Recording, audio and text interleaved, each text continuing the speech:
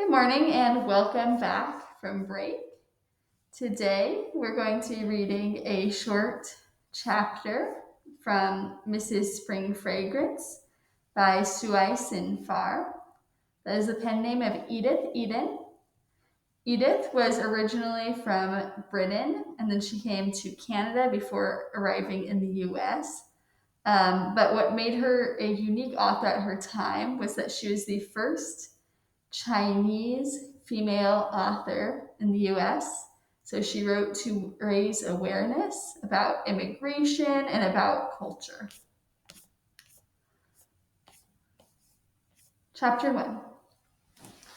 When Mrs. Spring Fragrance first arrived in Seattle, she was unacquainted with even one word of the American language. 5 years later, her husband, speaking of her, said, "There are no more American words for her learning." And everyone who knew Mrs. Spring Fragrance agreed with Mr. Spring Fragrance. Mr. Spring Fragrance, whose business name was Singyuk, was a young curio merchant.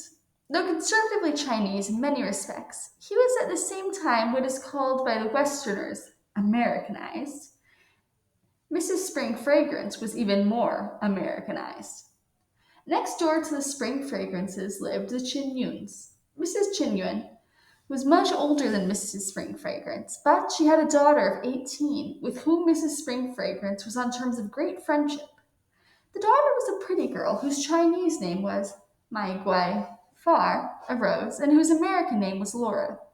Nearly everybody called her Laura, even her parents and Chinese friends. Laura had a sweetheart, a youth named Kai Tzu. Kai Tzu, who was American born and as ruddy and stalwart as any young Westerner, was noted amongst baseball players as one of the finest pitchers on the coast. He could also sing "Drink to Me Only with Thine Eyes" to Laura's piano accompaniment. Now, the only person who knew that Kai Tzu loved Laura and that Laura loved Kai Tzu was Mrs. Spring Fragrance.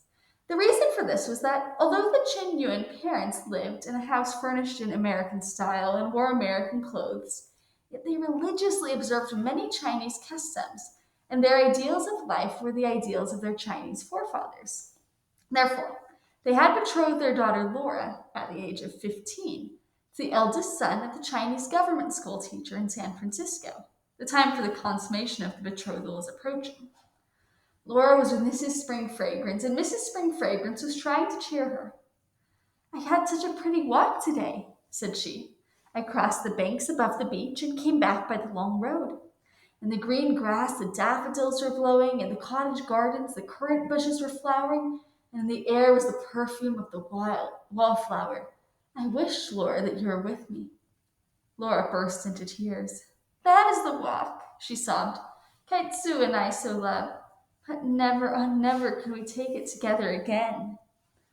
"Now, little sister," comforted Mrs. Spring Fragrance, "you really must not grieve like that. Is there not a beautiful American poem written by a noble American named Tennyson, which says, "'Tis better to have loved and lost than never to have loved at all"?"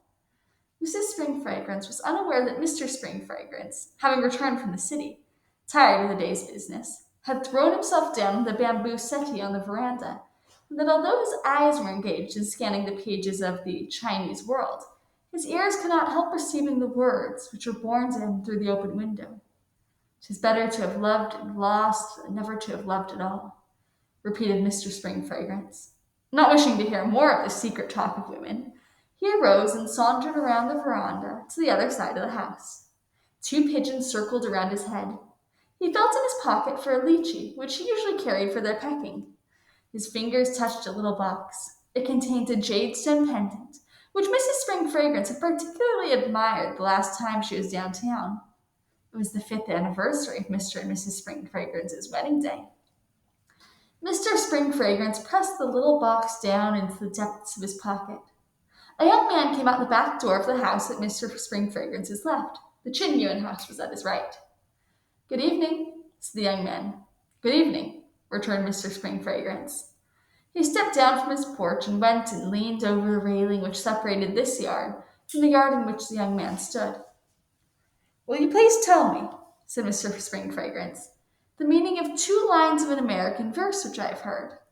Certainly, returned the young man, and with a genial smile. He was a star student at the University of Washington and had not the slightest doubt that he could explain the meaning of all things in the universe. Well, said Mr. Spring Fragrance, it is this. 'Tis better to have loved and lost than never to have loved at all. Ah, responded the young man with an air of profound wisdom. That, Mr. Spring Fragrance, means it is a good thing to love anyway, even if we can't get what we love, or as the poet tells us, lose what we love. Of course, one needs experience to feel the truth of this teaching. The young man smiled pensively and reminiscently. More than a dozen young maidens, loved and lost, were passing before his mind's eye. The truth of the teaching, echoed Mr. Spring Fragrance a little testily. There's no truth in it whatsoever. It is disobedient to reason. It is not better to have what you do not love than to. Is it not better to have what you do not love than to love what you do not have? That depends, answered the young man, upon temperament. I thank you. Good evening, said Mr. Spring Fragrance. He turned away to muse upon the unwisdom of the American way of looking at things. Meanwhile, inside the house, Laura was refusing to be comforted. Ah, no, no, cried she. If I had not gone to school with Kaitsu, nor talked, nor walked with him, nor played the accompaniments to his songs, then I might consider with complacency, or at least without horror, my approaching marriage with a son of Montague. But as it is, oh, as it is! The girl rocked herself to and fro in heartfelt grief. Mrs. Spring Fragrance knelt down beside her and, clasping her arms around her neck, cried in sympathy, oh, little sister, dry your tears. Do not despair. The moon has yet to pass before the marriage can take place. Who knows what the stars have to say to one another during its passing? The little bird has whispered to me. For a long time, Mrs. Spring Fragrance talked. For a long time, Laura listened. When the girl rose to go, there was a bright light in her eyes. That's all for now. I do apologize if I mispronounced some of those names.